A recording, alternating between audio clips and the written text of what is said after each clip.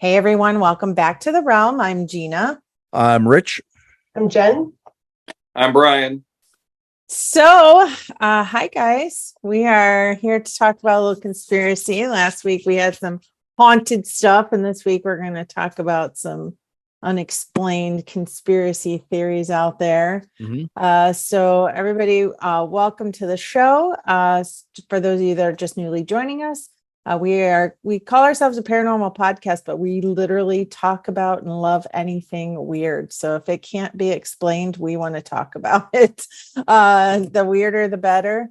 So if you have stories from your area, let us know. Send us an email, and we'll give you all that information at the end of the podcast. We've expanded our podcast. We got 2 new members, and you'll see that in some other episodes. And we also have opened our podcast up to doing paranormal investigations as well, which we will create shows surrounded and based on. You know what we should do? What's that? We should archive the old Ghostbuster footage of them when they do their TV thing about, do you hear things that go bump in the night? We should do it, but we should put our voices over it. We should. We should. Ready to believe you. We're ready to believe you. We're ready to believe you.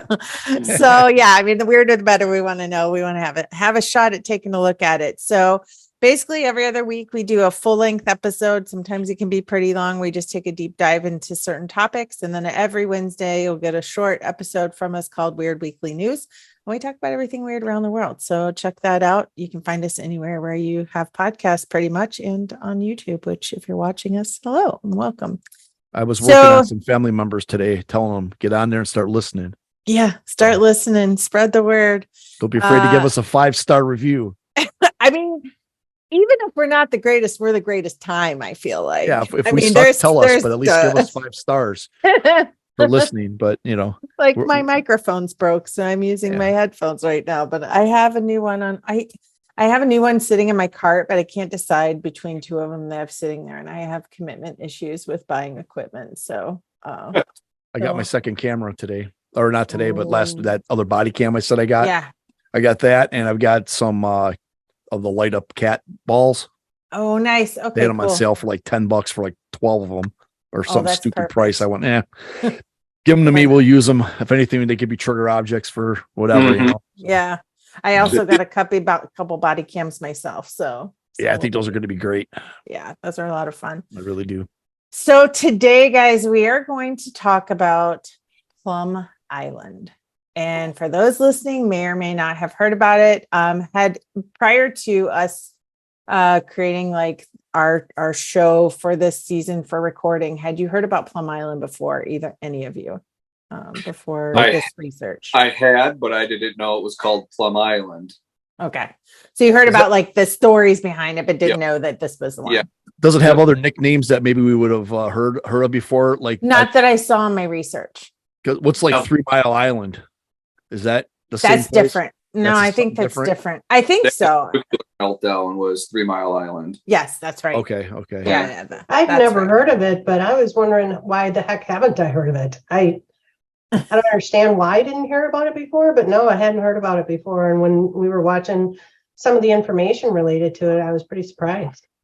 Yeah, it's pretty exciting to find out new things that like you hadn't really heard of in the past. So I'm hoping we have some listeners maybe not heard about it, and they're going to learn something fantastic from us. So bear with me. I put together some research here. So we're going to go over Plum Island. So Plum Island is an 840-acre island that's found like at the northeast tip of Long Island. So off the northeast coast of Long Island. Yep. Which is off New York. And it's about 10 miles-ish to the Connecticut coast, depending on, where you're going. What I found is that it's a self-sustaining land with approximately 70 buildings. Yep. It has its own fire department, power plant, water treatment facility, and its own security. Nobody's there unless they're supposed to be, though. And in fact, any wild animal that is found there is actually killed on site. Yep. They don't want nothing getting on there and nothing getting off, is what they say. So, so why you ask? And no visitors. No visitors are allowed. Nobody. Nope. And why, some of you might ask, is it like this? Well, because it is home to a $16 million a year operation.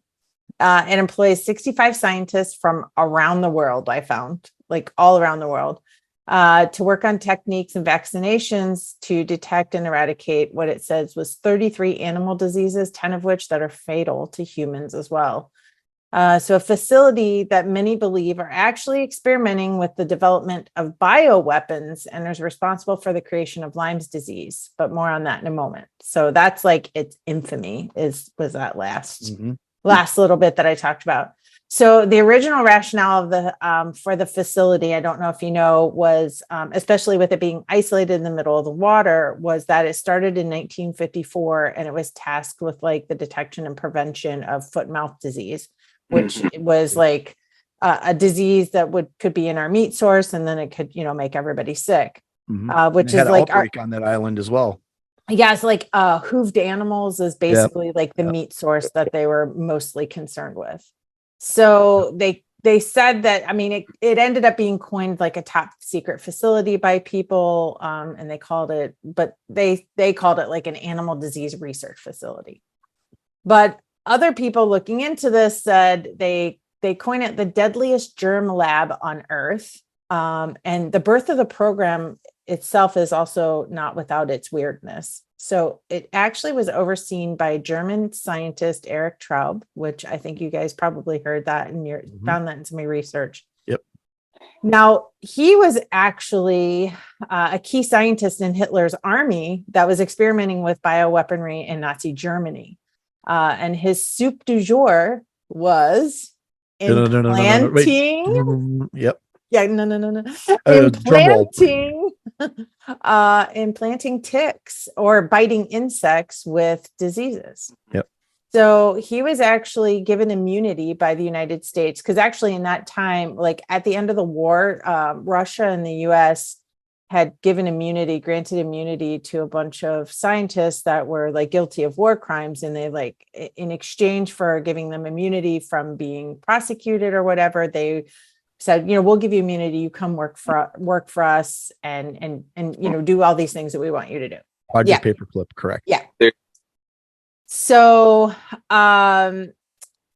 what ended up happening was Eric's job was to basically create bioweaponry. Like he experimented with it to try to figure out a way to just infect these biting insects or anything that they could, and just basically drop it on people from the air, basically like a bomb. And then the troops weren't put in any harm's way. Nobody was at risk except for the people that were on the receiving end of this bioweaponry.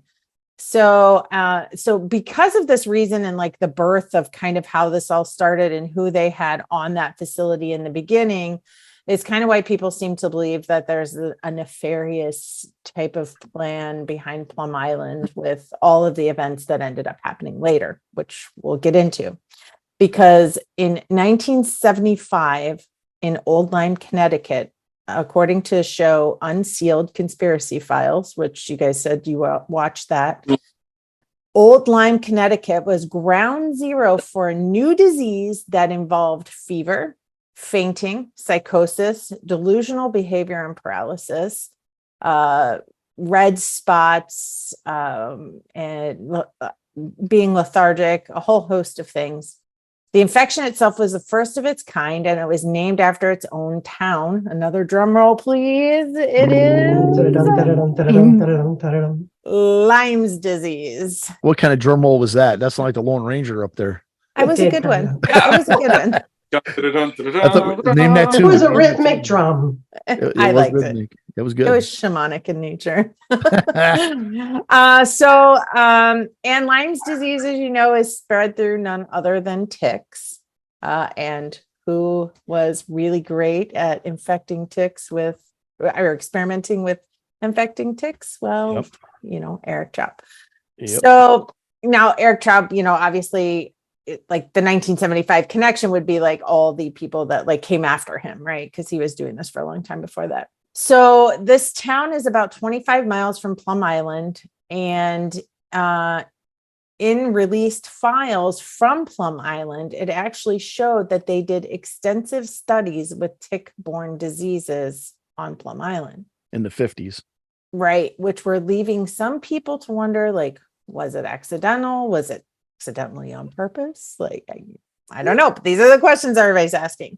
Yeah. So now the show went on to bring up some good subjects, and I'm glad they did, because at the time that they were talking about like the conspiracy theories and thinking about, like, we all know like there's some conspiracies out there that are way too plausible, right? To let alone possible. They're not plausible. Sorry. They're this way too out there to really be plausible or even possible. But the US government running experiments on their citizens without their knowledge or consent has actually happened. I was really happy to see in some of these shows that I watched that they actually brought up some of those things that happened with the government, which one was called Project Shad, which was in 1962, where they had like the Navy sailors were stationed on their ship. And it sounds like some of these sailors were exposed to, without their knowledge, nerve gas over 40 some times while they were on the ship. And we don't know how many people might have lost their lives, how many naval crewmen might have lost their lives from that, but they were very sick and there was deaths. And I guess that whole operation is pretty sealed up to this day. Like, I don't think you can get much information on it. It also went on to talk about the Tuskegee experiment. For those of you that might not know, was like, it was over 600 African-American men in Alabama that it was in the 30s. It started in 1932 and it actually lasted through 1974. And back in the day, syphilis was kind of running rampant as a venereal disease. Some of these people didn't have access to regular health care. So they were kind of coerced into joining this. They were promised all this free healthcare and all this stuff, and basically told they had bad blood when really they had syphilis. And so what they were doing was letting syphilis kind of run its course in this population of people that entered the study. And like within 15 years into the study, they had already found that like penicillin was the treatment of choice. Penicillin could cure it. But instead of giving these people treatment and helping cure their disease, they allowed it to run its course to watch the effects of syphilis. And so people went blind, they ended up with psychosis, and even died from being infected with syphilis and running through this experiment without any proper care. So it's not that it's unheard of that the government has done these types of things. I will give it pathetic. Exactly. So, I mean, as far as conspiracy theories go on these types of things, I have to give it to the theorists on this side, because it's not like it hasn't happened, right? So, in fact, I think there were several. I don't know if they mentioned that I don't think they did on that documentary. Which was it? MK Ultra. That's another experience thing that we know about now. Yeah. And there's and if you know more about that, feel free to talk about that now, because, well, I'll mention this too, and then if you want to talk about that a little bit, there was also a couple other things that they were saying was like yellow fever in Florida, hantavirus in New Mexico, and I think even around in that area there was like the bubonic plague that was found. I didn't fact check those, but that's kind of what came up in some of the research. Do you know much about the NK Ultra? I just want to look real quick to make sure that I have everything. Okay, it was the CIA. Yeah, we just know that it was experiments that the CIA was doing using hallucinogenics and seeing what the effect of that would be. Anybody who's watched Stranger Things, they touch on it in there. That's one of the things that makes that show really cool, is that that's a piece of real life that we know was going on. Right. That government agencies were doing because they wanted to see what the results would be. Yeah, and in fact, like in 2012, I went on to see in some of the research that was linking this all together about these kind of conspiracies, is that there was people were saying that the government was responsible for this flesh-eating strep bacteria outbreak that happened. I believe it.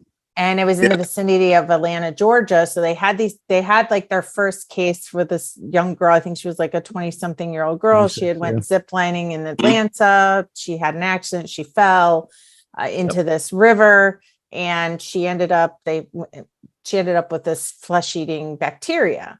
Well, then fast forward to a couple more cases, even a couple in South Carolina, and what is dead center kind of in the vicinity of these two locations, but the CDC facility. Yep. And this particular CDC facility was actually investigated by Congress because they ended up admitting that 3 months prior to this ground zero person with this flesh-eating strep bacteria, to this first case, there was actually an air leak in the CDC biolab that was in that area. Did they like announce that after people started getting this flesh-eating bacteria? Or was it like something where it was already announced and they said, well, we told you there was this. It was investigated after the fact. It was investigated afterwards, and it was found out that they had a tour. Yep, that was the crazy part. They were giving tours, which whatever that you have a place like that where you're not trying to hide anything. You want to show people or whatever, and that's how they figured out that they had it was a reversed air leak somehow. Yep. So if that's like that vacuum type thing, somehow they had an air leak into that corridor where the tour was going through. Yeah, so and they aren't sure like if that ended up factoring into like something going out into the environment, and then the wind and water spreading it to the area. They didn't know. This was just like one of the theories that came from that. So, I mean, there's a lot. There was so much we could dig into on that. It was like, I ended up down so many rabbit holes. I was like, oh my gosh, how do I even pull this all together? Yeah. So that's not the only thing that called Plum Island into question, though. Was taking all these things that happened elsewhere, taking the things that happened in Lyme with this outbreak, and that being ground zero for this new illness. But there were carcasses that started washing ashore in that area, and then it even moved its way out into other areas.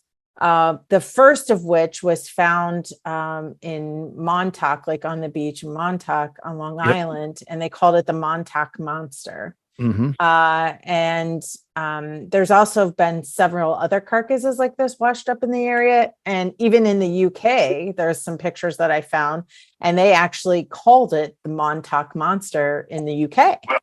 So it's a creepy looking thing. Do you have a picture? Yeah, I'm going to share the screen right now so that you guys can see. Here's, let me just put this down here. So are you guys able to see this? Yep.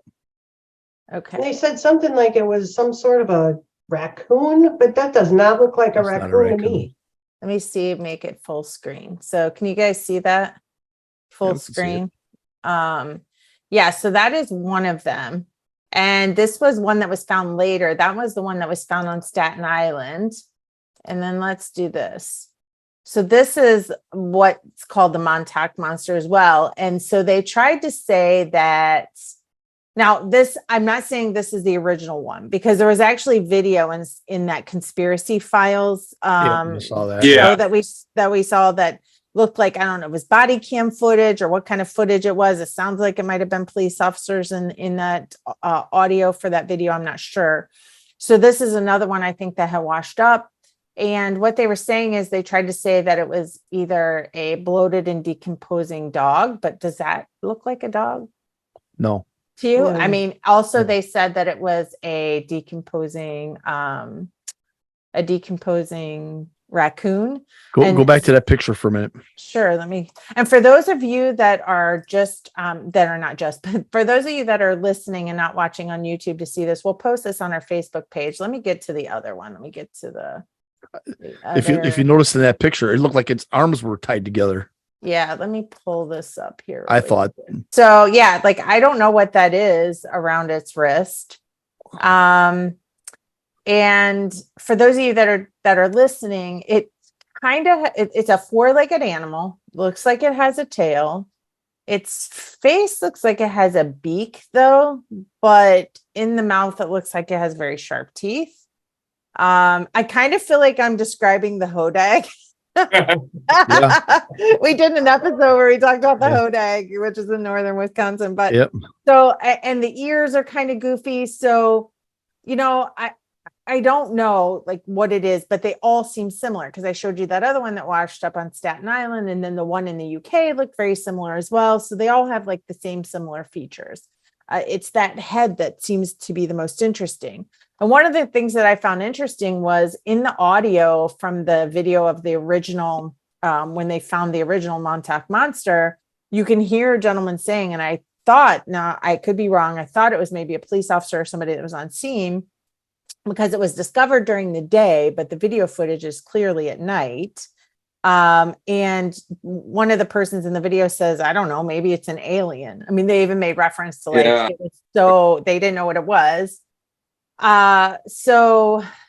Additionally, there was a body that washed ashore on Plum Island that was found by the security guards in January of 2010. And that was described as approximately a 6-foot male body with oddities like extremely long fingers and a skull that was found to have 5 drill holes marks in its head, as if it had gone through experimentation on the brain or brain surgery, which caused alarm for people to say, hey, maybe they're experimenting on humans too. So the government denies that this is going on. It's purely just a facility for diseases.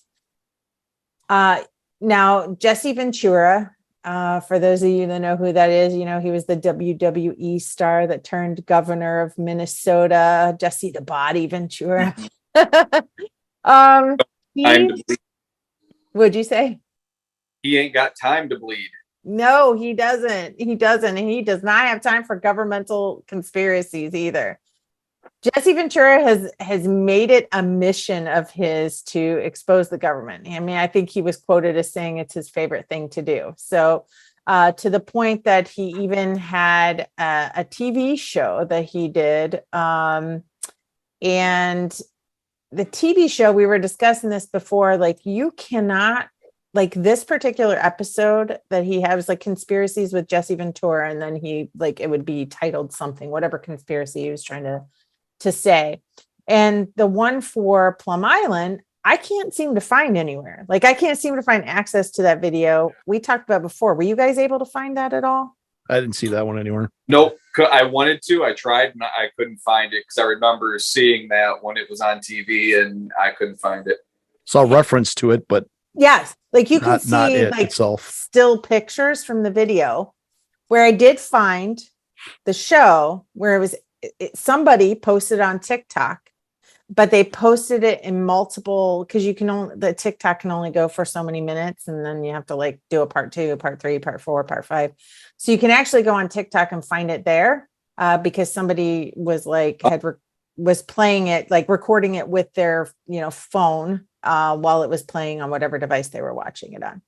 So I was able to watch part of the show that way. I have not finished watching it, but I got through a good portion in the beginning. I think maybe the first 6 or 7. And so I don't know how many more there is after that. So in this, though, what he did was he interviews experts and professionals who gained information from whistleblowers. Some people supposedly have firsthand knowledge of things that went on there.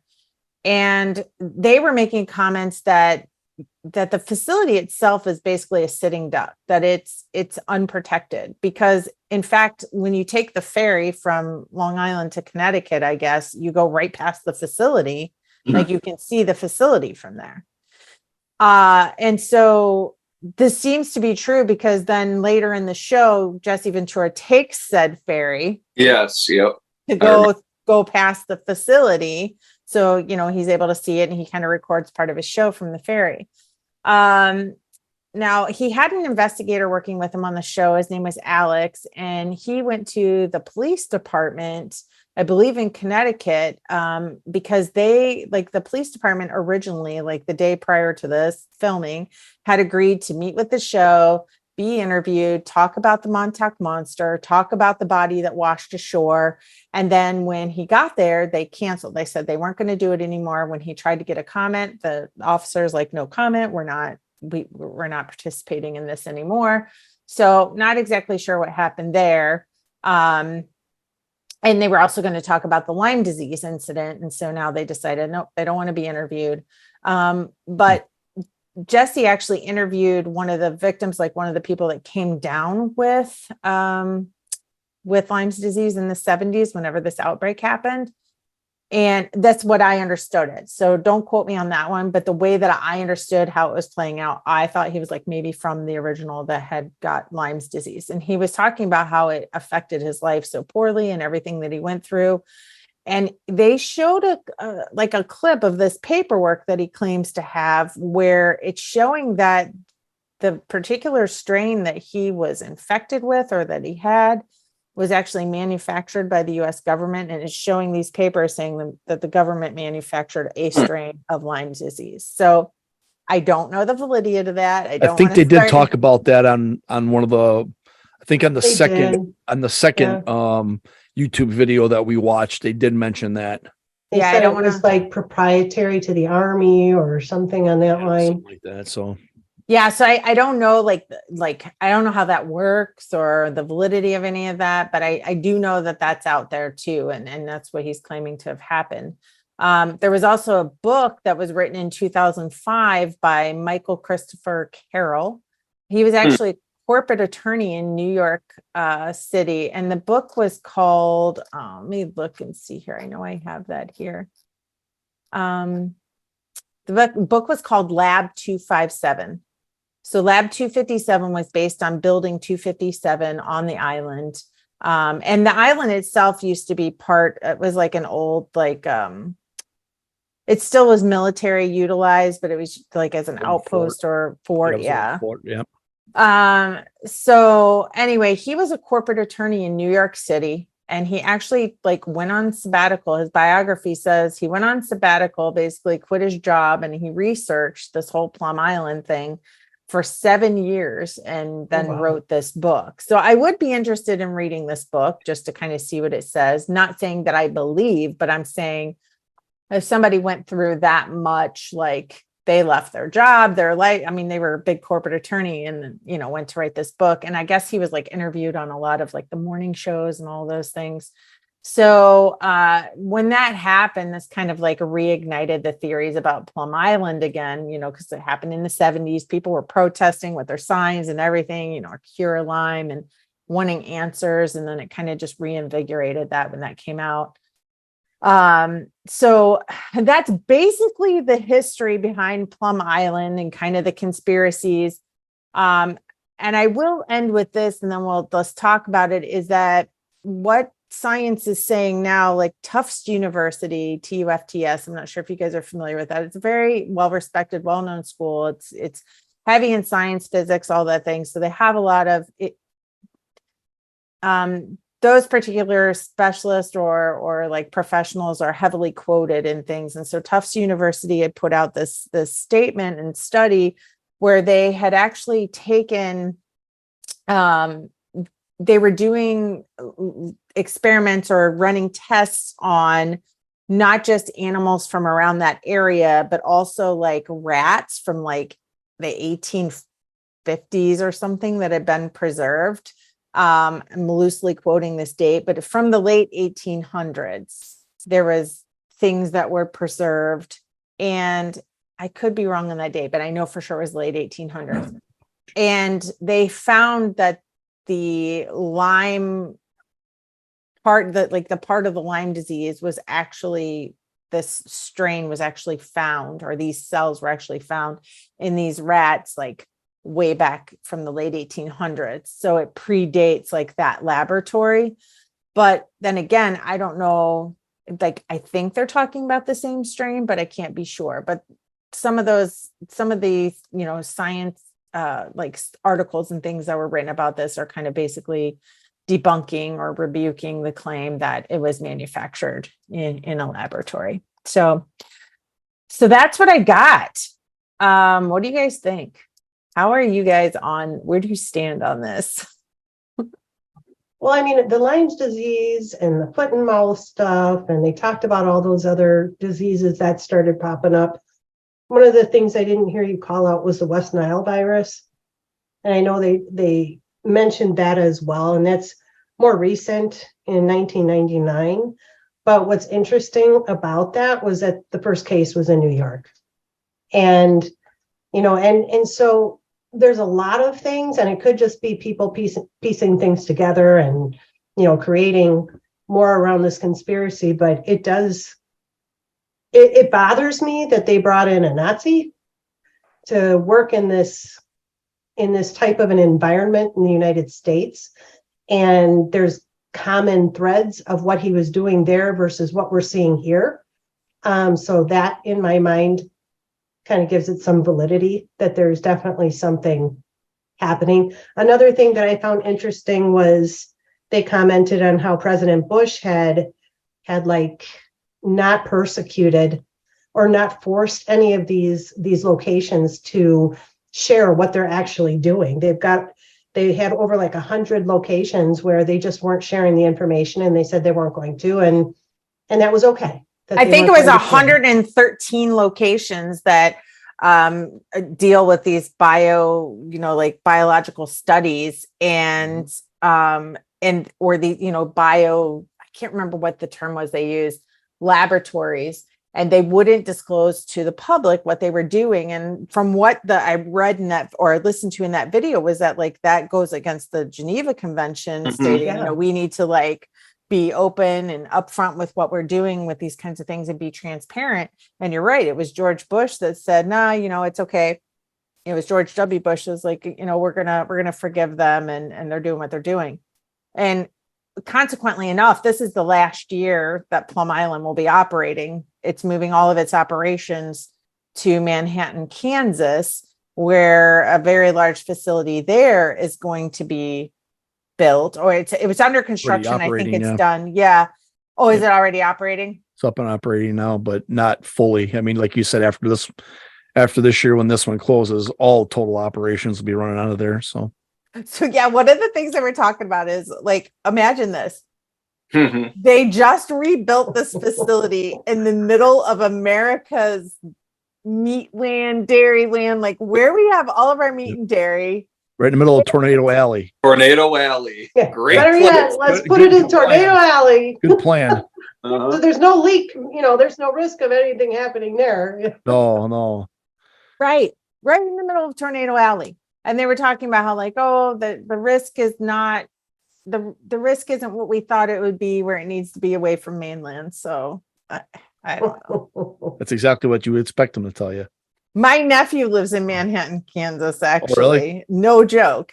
So I'd like some discrete pictures of that location, please. Justin? Or Manhattan, Kansas is just the place you would say we built a new facility here and everything's getting moved there, and you have a facility someplace else that nobody ever knows about. It's a great cover. And why you would do that, I feel like if Rob was here, he would say because fear sells is what Rob would say. And otherwise, that's a really idiotic idea to move that there. I mean, we have the CDC is in Georgia.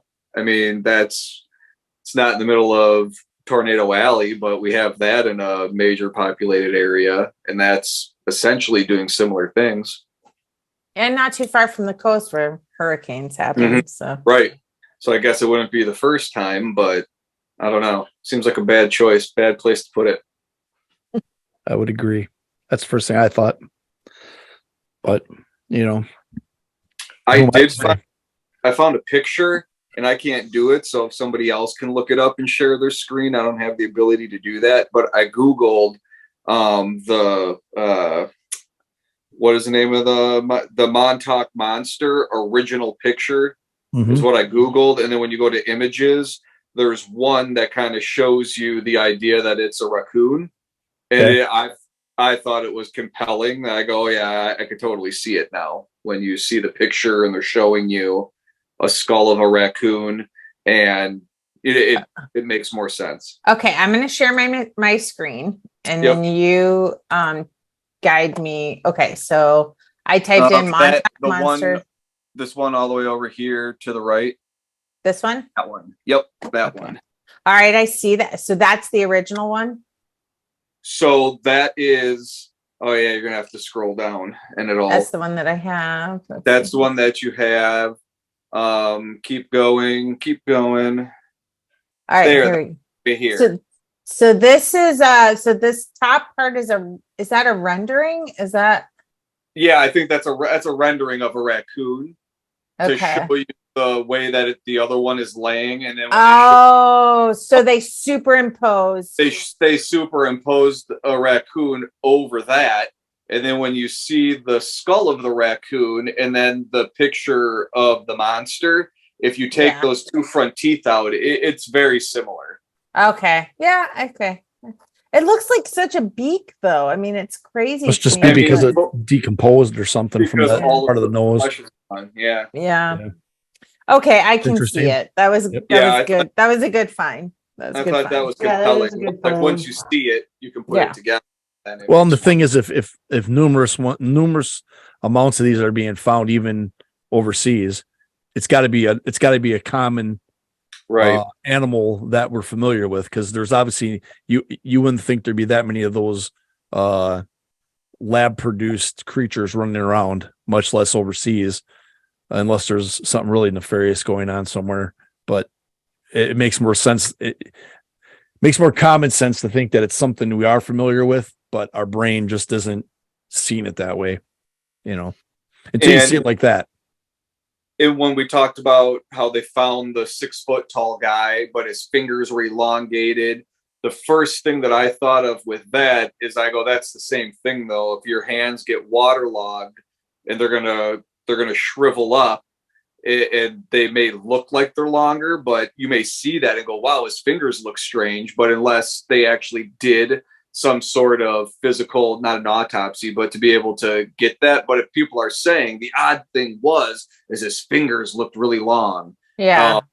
It's kind of like there was an episode of Josh Gates, I can't remember which one of the shows, but where he goes and supposedly there was a real vampire.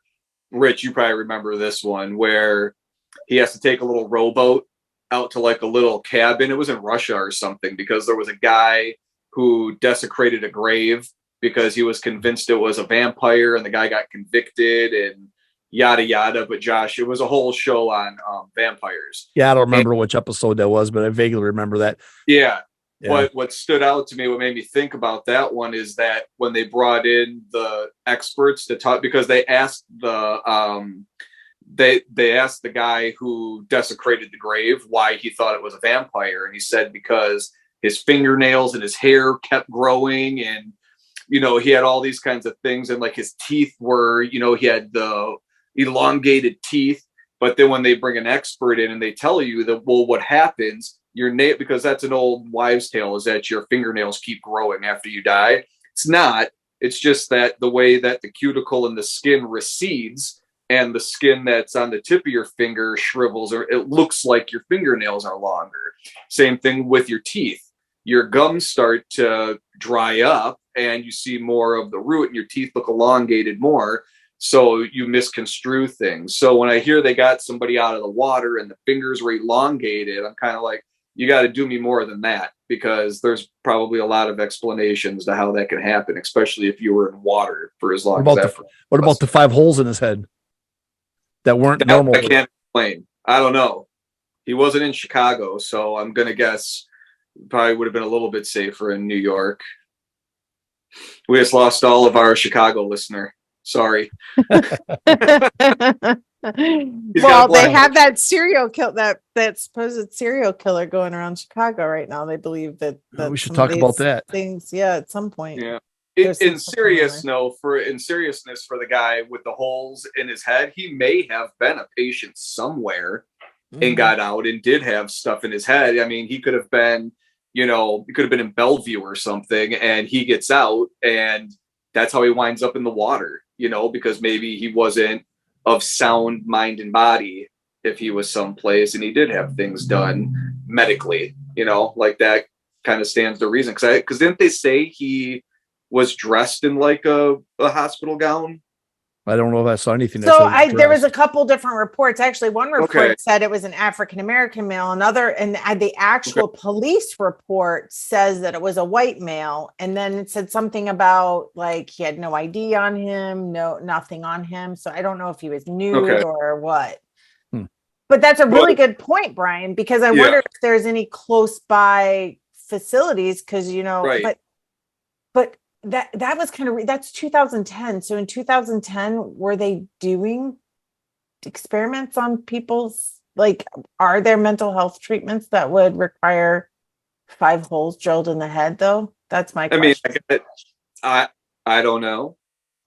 However, I don't know if what they showed us on that show was an actual, X-ray or whatever of what the person, we're getting still secondhand knowledge that there was 5 holes in his head. Well, what does that mean? 5 holes in his head?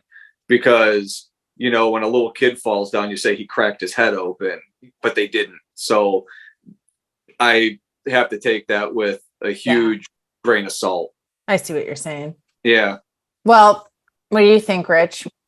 I don't know. I think at the beginning, I believe that Mr. Traub had something to do with releasing some of those agents, probably the Lyme disease, probably the West. So a lot of those ones that could be traced back to the things he was working on when he was working for the Nazis on that other island, the Remus Island, which coincidentally is very similar to Plum Island. I mean, there's a lot of he was in charge. He was able to engineer that whole thing. So like he actually helped build the infrastructure there of like what it should look like and all the safety measures there because of Remus Island. Right. And you got to think, the military is not going to tell us everything. If there is something going on, we're never going to know. They're always going to throw up the smoke screens, just like the unidentified flying object in the sky that we had recently. I mean, you hear about it, then you hear nothing. And what's great about the podcast is we can sit here and debate it and try to figure it out and go over the different things. But we're never really going to know. I mean, I think there's a lot of compelling evidence there. Like I said at the beginning of this, with some of those biochemical weapons, that type of thing. I believe that 100%. I would say just because of how you can track it with where it all happened at in the vicinity to the island. As far as, I believe that there's probably some experimenting on animals. There's no secret that they do that in other places, for trying to find cures for a different thing. They use rats or rabbits or whatever the case may be. So, I believe that if they're a facility that's working on trying to protect the general public from diseases carried by animals, you got to assume that they're doing some type of testing on the animals. Now, are they genetically engineering a different species? I don't know about that. And there's nothing saying that could have been a raccoon. Maybe it was mutated a little bit. Maybe it was worked on. We don't, and maybe, hard to tell by the way the picture looks, and everybody has their own theory. And even we just talked about the one about looking like a raccoon, where when I had first heard that, I thought to myself, you're crazy. That ain't no raccoon. But after you sit and you look at it in a different light with that other picture imposed over it, I could say, yeah, but could you do that with anything? Could you impose some other animal over that and go, oh, it looks like it could be that animal too? You and Brian are really good at bringing the debunking side of it too. You guys are really good at digging that information up. I love that. It's very compelling because, like I said at the beginning, I believe some of that stuff truly happened, especially with the timing of it. Today, I don't know that you could get away with it. Back then, it was probably a little more lackadaisy on their part. They probably could do that stuff. With the media and the internet, and there's cameras everywhere. Yeah, that are watching everything. I don't know that you can. I believe it still happens. I mean, Well, I believe do it want to still put happens, but you know, I do know, like, I want to just touch back really quickly. Sorry to interrupt because I want to say this before I forget. But Brian, you had mentioned, like, it was Brian and Rich. You guys were talking about, like, the raccoons. Like, okay, yeah, you could see that, especially if they're showing up all over.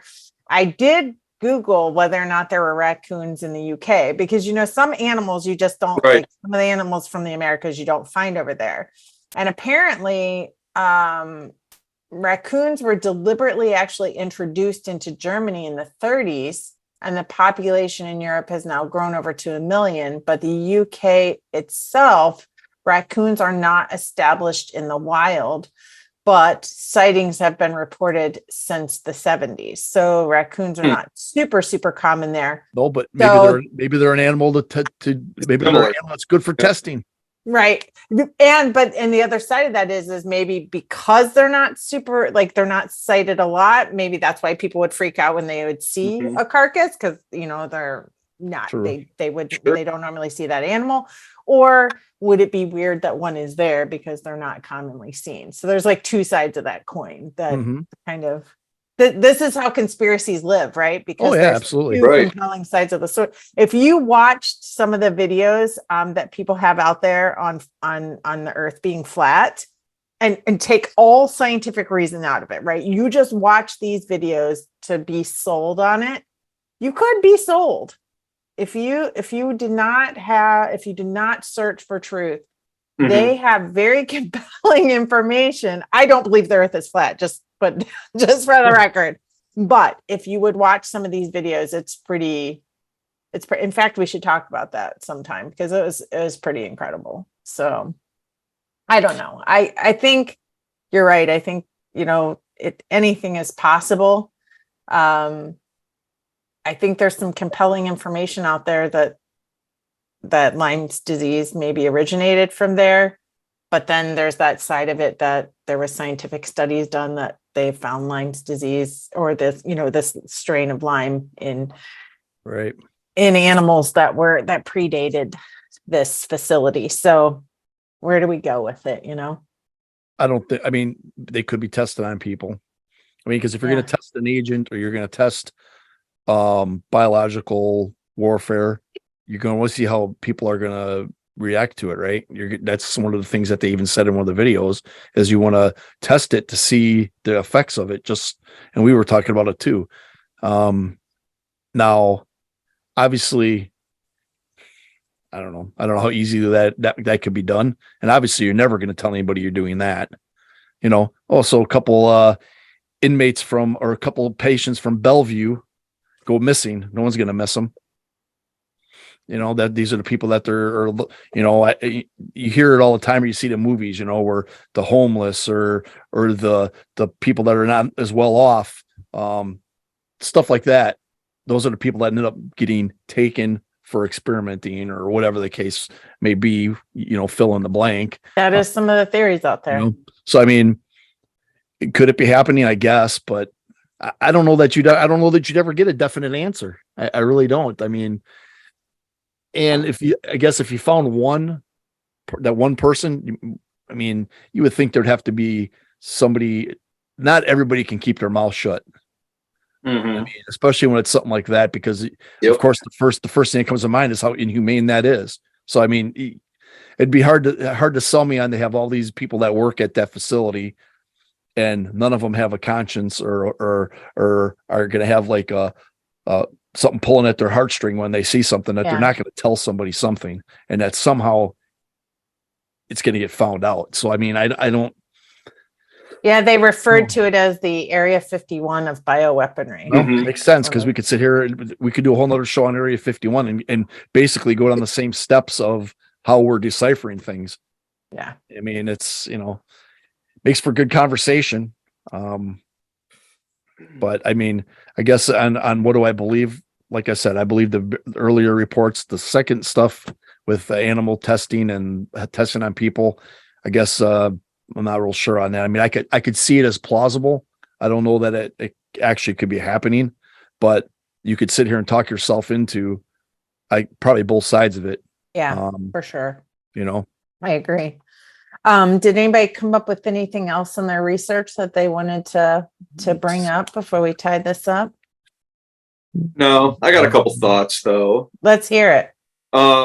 One, if they are trying to genetically engineer animals or do whatever they're doing, they can do Adam Carolla's animal that he has been trying to get for 20 years, a cow and a pig put together, and it would be called a POW. You know, you would have the best of both of the rib world. It would just, Oh my God.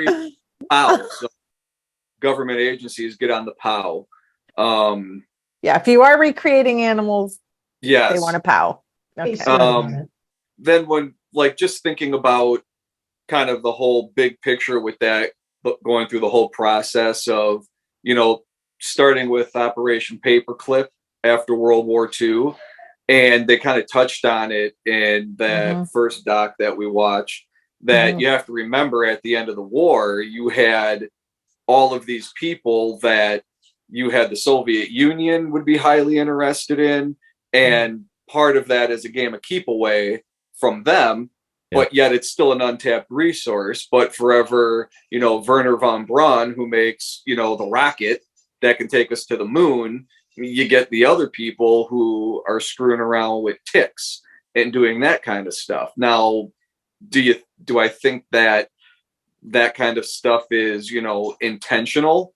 No, because when it comes to these types of conspiracies with the government and the big thing, always err on incompetence. Are they that sinister and that smart to be able to pull off these mass things without, like you said, Rich, without somebody talking? With like, but could they be incompetent? Absolutely. So do I think they would be dumb enough to be screwing around with that kind of stuff? Absolutely, they would do that, because you want to know. Because if you have to remember, they think that if we would be doing that, somebody else somewhere else is. And if they are, it means you have to find the flip side of that if something is created. So I kind of get that thought. But then I also go, we know in the 90s, the government never acknowledged Area 51 until there was the lawsuit brought against them for all the burning and stuff that they were doing. And so many of the people who worked there were getting sick. And President Clinton actually had, because of that, had to sign off on stuff in the documents that acknowledges, yeah, Area 51 is there. So there was no more, you know, denying that. But that's because they were doing horribly irresponsible things that were getting people sick. You know, they didn't think twice about that part. So I think both things can be true, that they can be incredibly irresponsible and incompetent with some of these things, but I don't think that there's a overarching sinister side to it. That, you know, what's more plausible is that when you're screwing around with stuff, it's really hard to keep things contained. And there's a great quote from a movie: when you fuck with Mother Nature, she fucks back. And I think that's a much more plausible thing. You have incompetence, and then the other side of it, and that's how those things happen. And that's how conspiracy theories start, because there's always a nugget of truth, but you never get the full thing. So then you can just go down a rabbit hole. Right. Yep. I agree. I agree with that 100%. And, you know, they were like, I was wondering, okay, so what are they going to do with this island after, you know, after they're done with it and it's moving? So apparently, I guess, because it belongs to the Department of Homeland Security. And apparently they were going to sell the island, but then Congress blocked that. So in 2020, they were talking about this, and Congress actually blocked it because some local people and some, I think, senators kind of went to bat for the place, because though there's not like mammals there, apparently, according to the Audubon Society, it is a home to a lot of endangered species, other endangered species, and birds. And so I think there was like, I think they even put like nests for like ospreys and I can't remember what other birds that were there, but so so they lobbied for that and kind of won. So it's not going to be sold, but I don't exactly know what they're going to do with it. Like, cause it's just, it's home to like protected species. So now they're going to care about the environment. I mean, like they're going to get rid of a bunch of other land out west to do all, whatever, but they're going to save this island. Well, pretty much because of the anything that's birds. there is going to end up getting buried there because they don't want anything Yeah. to leave the island. Yeah. Yeah. So I mean, they can't take that chance of let's say they bring all the furniture and they go, oh, we're gonna have a big sale. They can't do any of that because you don't know yeah. what is has been Yeah. soaked up in anything that's there. So pretty much everything that's there is going to get raised and buried probably, and it's never going to leave that island. So I mean, the only other thing I want to mention that was actually pretty hilarious is when you look up stuff on Plum Island and you go to the governmental side of it, DHS has like their own like a web page on, like it's a link in their web page about Plum Island, right? And it actually has this video that's like, it's like a TV commercial that paints it like birds chirping, like it's almost like Truman Showish. And they have like this farm in the background that's not supposed to be Plum Island, but they're talking about the work they do helps. And it has a farmer, has an older gentleman with gray hair, and he's got overalls on, I think, a farm in the background and a hat on. And it's like, they keep doing what they're doing so that they can keep farmers working to provide us the food that we need. So it was like, really, if you get a chance, watch that video. In fact, I might post it in the comments after we publish this, release this video, but it was really quite hilarious. Like the spin that gets put on things and you just don't know what's true. And I think you're right. I think both things can be true, Brian. I think there can be some things going on and it not necessarily be like they meant to drop a lime bomb on Connecticut, So there we have it. Well, great conversation today, guys. Yeah. Thanks it was so a good much. one. It was a good topic. So yeah, Never heard of it till love now. this stuff. So Yeah, I was love doing this stuff. So I was surprised. like, we could do paranormal stuff, but I also love doing Surprised. this weird stuff. Let's look into it. Speaking of paranormal, Rich, you want to plug? I'm not a ghost. What am I plugging? Oh, that we now are doing investigations. Sorry. I'm not a figment of anyone's imagination. As we've been recording, so we record these like weeks in advance. So as we record these, Rich has just been continuing to be like, Yes. we are Please now reach doing out. investigations. We're now We do investigations free of charge. Contact the realm. Let us know if you have a place. What's the email address? Do you remember? No. connectedrealm@gmail.com.